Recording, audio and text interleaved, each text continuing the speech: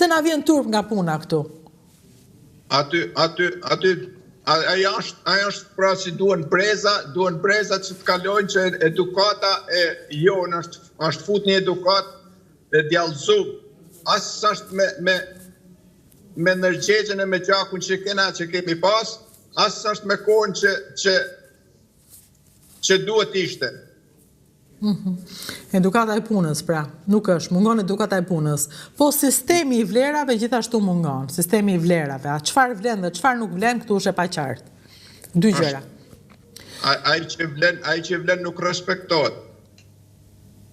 Ai që është i djallëzum, ai që din për të ik ligjit për të mashtruar, ai respektohet. Prindrit i keni gjallë? Jo, baba ka 20 vite që më ka vdek, ndërsa nana jeton është në Amerikë, po nuk është e kënaqur. Çdo nani don fëmijët e vet afër njëri me tjetrin, don edhe ajo që të shkojnë mirë punë në shtetin e vet se. Kështu që i keni syt nga Shqipëria të gjithë. Po kush është shpresa juaj? Petrit. Edhe asaj sa mua dhe ma tepër. I dhëm. Kush është shpresa juaj? Shpresa e njerëzve që janë jashtë? Cila është? Çfarë duhet të bëhet këtu që t'ju mbaj, t'ju kthej juve? T'ju bëj bashkë, t'ju kthej. Si dikur jo, po t'ju kthej. Po kam shumë shpresë të vettingu të ligji që vendoset një herë ligji, pastaj do kisha dëshirë të janiste unë të çdo adhetar, siç është në Izrael të paguhet një simbol, një 2% shqivlerës, ose edhe 1% ose 2% nuk qojnë kondarin që të paguhet për tokën tonë, për vendin tonë. Po ato lek të administrohen. Do me thënë, të kryohet një mbas vettingu të kryohet një klasë njerëzish të përgjegjshëm që do din, nuk do e vjedhin lekun tuaj, dhe ju të paguani për Shqipërinë që Shqipëria të bëhet. Unë do t'isha i pari që t'jap kontribut për tokën, për vendin tëmë. Para se të hyja në emision, ju bët një provë me teknikët e Shqipit edhe me gazetarën e Shqipit. Gazetarja tha që zotria nuk ka histori, nuk ka çfarë tregoj, do flasë në përgjithësi. Nësa tekniku tha nuk bëhet kjo intervista, se s'ka dritë, po flet nga një makinë, është e pa bëshme. Tërsa unë ju pash një moment, edhe thash po. Pavarësisht se s'ka dritë, pavarësisht se ju s'keni një histori t'jashtëzakonshme për treguar, ju keni historinë tuaj që është unike. Dhe çdo histori do të dëgjuar, pavarësisht sa dritë ka. Se ja po vjen drita tani në Vancouver. Faleminderit, është kënaqësi me fol me gazetarë si ju. Faleminderit. Është privilegj. Shumë faleminderit. Unë dua t'ju uroj t'ju vej mbar, nuk di nëse është mbar të vini në Shqipëri, po për Shqipërinë është mbar të vinë njerëz si ju të kthehen. Ju uroj mbarësi fëmijëve tuaj, sepse siç ju ritën prindrit me ndershmëri, jam e sigurt që dhe ju do kaloni ndershmërinë tek fëmijët tuaj. Unë flej edhe zgjohem me mendjen te Shqipëria, po? Për shembull tani lajmi më i mirë nga Shqipëria, cili ka qenë? Lajmi më i mirë nga Shqipëria këto kohë, cili ka qenë? Lajmi më i mirë. Nuk mund ta quaj lajm. Ai për shembull dënimi i një ministrit i Tahirit është dënu pa provë, ai është dënu vetëm për politik më tepër. Nuk të pëlqeu që u dënua një ministër. Po si do bëhet vettingu pa u dënuar ministra? Apo Tahirin e pëlqeje? Pëlqen kur dënohet me fakte. Po Berisha që u shpall non grata, me fakte u shpall. Ai ka fakte me mira fakte. Ai edhe do të kishte fakte edhe për Tahirin, por njerëzit kanë frikë, kjo frikë duhet të thyhet. Që ta nxjerrin ata që kanë pa, ta kallëzojnë ata që kanë pa, po kanë frikë se i kërcënojnë ndoshta me gjëra të tjera. Po, kjo është e vërtet. Shqipëri njerëzit kanë frikë. Edhe prandaj edhe njerëzit po flasin shumë për Berishën tani se ju iku frika nga shpallja e tij në Ongrata. Ju iku frika se po shikosh në shtëpinë time gjan me mira shkrime me data, me gjëra që i kam pa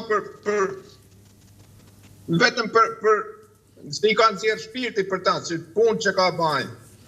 I shkruan ti, shkruan vetë, mban shënim. Po i mbaj shënim, e shkruaj. Po pse e bën këtë gjë? Po, si çdo njeri ka qef të, jo se ka qef të shkruaj keq për dikën, po dën të shënoj të di se qa po vnoll, qa po bëhet. Aha, dhe shumica historisë fillojnë me Sali Berisha. Sepse ti në një farë mënyrë ke piketuar si njeriu që të prishi mundësim për qenë bashkë me familje në Shqipëri, Sali Berishën. Mu së më ka prish asi punë që unë mund punoja, nuk mund të lidhesha me ta, mund të shikjoja punë time, po i ka prish gjithë kombit shqiptar. Gjithë ku folet Shqip, ka prish punaj. Kështu e gjykoj unë, e kështu ma mërmenja çdo njeri që ka sa të pak logike. Po ka dhe njerëz që mendojnë ndryshe, ka njerëz që e duan, apo jo, ju e keni parë që atë shoqërojnë njerëz që e duan. E duan se kanë marrë shumë nga i edhe presin, kanë shpresë se do fitojnë e do marrin prap nga i. Po mendoni që mund të fitoj përsëri, mund të kthehet përsëri Berisha, të fitoj përsëri dhe t'ju japi prap këtyre që ju ka dhënë? Kurrën e kurrës. Është fatkeqësi edhe për këtë që po ndollë edhe për gazetarë që e thrasin studio, është fatkeqësi. Juve ju lëndon ky fakt. Juve që keni ikur, jeni shpërngulur, që jeni jashtë, që ndiqni ç'a ndodh, ju lëndon. Më lëndon për çdo gazetar që shkon e merr në intervistat njëri që s'ka lënë gjë pa bë. Ai vërtet i ka bë të gjëra të mira, po është ndodhur në atë pozicion si s'ka pas, ka shkon pa e bë. Se nuk e lente bota pa e bë të gjëra të mira. Edhe vetë detyra dhe pozicioni. Tani të nisi pak, po të vjen dita aty, më duket se ke marrë dhe kafe në makinë, më duket. Po ti pije kafen, pse ke mos kiso e pash, e kuptova, kështu që pije kafen. Se unë i kam pirë kafet e mia, tani kam ujë këtu. Mos u shqetëso, pije kafen, se do bëhesh gati për punë. Besoj të pret një ditë e lodhshme. Nuk është sa është e lodhshme, ma tepër punoj me laser, me nivelime, me ashtu, nuk është e lodhshme. E lodhshme është se 8 orë jenë kam, do marrë ndoshta edhe peshën nga njëherë, po jo që është për mua nuk është e lodhshme. Shqiptarët në përgjithësi që takon që një aty në çfarë lloj punësh janë? Në gjë shqiptarët edhe këtu për mendimin tim kanë marrë një drejtim të mrapsht me çelën shteti, mu nuk më prish punë. Po një njeri që pagun 18.000, 20.000 dollar drita në muajt, a i shteti e din shumë mirë ta i porrit hashish, porrit marijuana në shtëpi. E shumë familje bajnë këtë punë, në një kësish bajnë edhe punë tjera, po një shqiptar që punojnë shumë, kanë sipërmarrje që punojnë në ndërtim, edhe kanë fitime kolosale, fitime më të mëdha kanë me shitblerje. Kur kam ardhur unë këtu për shembull, mund ta blesh e shtëpi një zonë të lartë $400.000, sot mund ta shesh $1 milion. Kanë marrë shtëpi dhe i kanë shitur pastaj. Kanë pasur intuitën e vendit dur. Në gjë si më tha mua i Kosovari, më tha, të punoj nga i herë për të shtunën në kohë të lirë për ta. Unë tha investova $200.000 këtu, edhe 100.000 në Kosovë. Ata 100.000 në Kosovë, tha, më kërkojnë lekë për ditë. Me këta 200.000 këtu, ka shit e ble shtëpia, e shit i shtëpinë $4.500.000 ka shit para 2 muaj. Do me thënë, leku në Kosovë kërkon lekë të tjera, leku në Vancouver të jep lekë. Ne kuptoj. Më duket, je me dikën në makina po vetëm? Se fillova pyetjet unë. Vetëm? Vetëm. Më duk sigurisht e dikush pash një ngjyrë të bardhë aty afër teje. Okej, gjithsesi.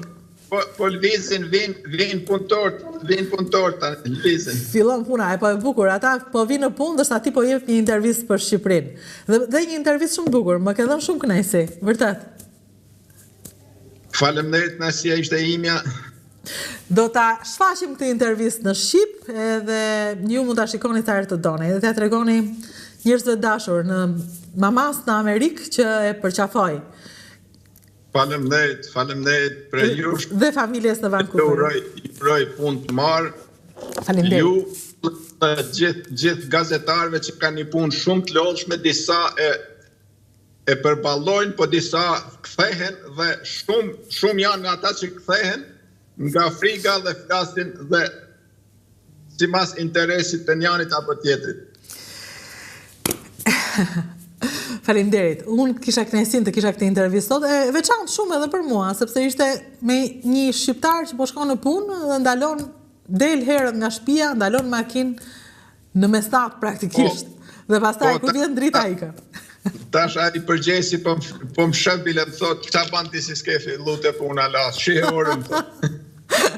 I kërkojmë ndjes, punë të mbar. Rupafshë.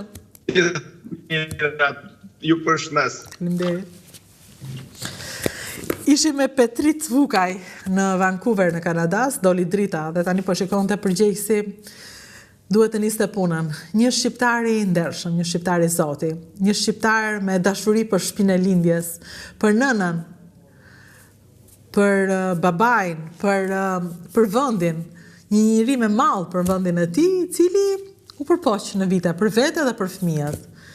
Dhe tani është në Kanada, ka martuar vajzën, ka 2 djemë në shtëpi, po ndërton një jetë, po nuk i rrihet pa folur, nuk i rrihet pa shkruar, madje shkruan për ato që shikon, për ato që beson, për ato që do të ndodhin.